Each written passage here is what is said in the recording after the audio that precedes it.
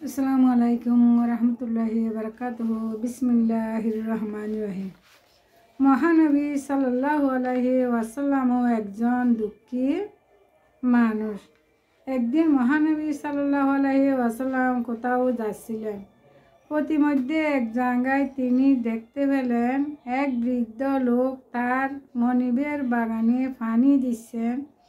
পানি ছিল বাগান থেকে বহু দূরে, ফলে বৃদ্ধ লোকটির পানি আনতে ভীষণ কষ্ট হচ্ছিল। এমনকি বৃদ্ধ পানির বারে নুয়ে পড়ছিল। বসে যে একটু বিশ্রাম করবেন তারও উপায় ছিল না, কারণ বৃদ্ধ লোকটি ছিলেন একজন চাকর মাত্র, আর কাজ একটু কম করলে তার মনিব তাকে মেরে গায়ের চামড়া তুলে ফেলবেন। মহানবী সাল্লাল্লাহু আলাইহি ওয়াসাল্লাম লোকটির এহেন কষ্ট দেখে তাকে সাহায্যের জন্য কাছে এগিয়ে গেলেন। বৃদ্ধের হাত থেকে পানির পাত্র নিজের হাতে তুলে নিলেন।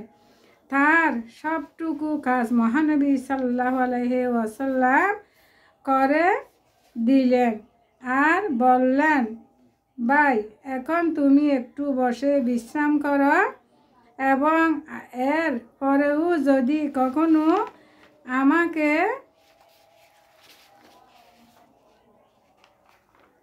তোমার প্রয়োজন মনে করো তবে অবশ্যই আমাকে ডাকবে, আমি তোমার কাজ করে দিব।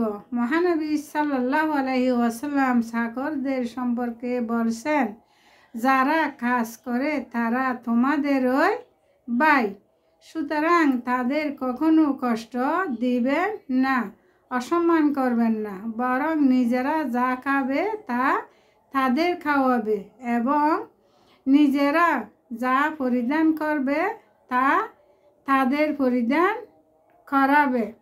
সুবহানাল্লাহ।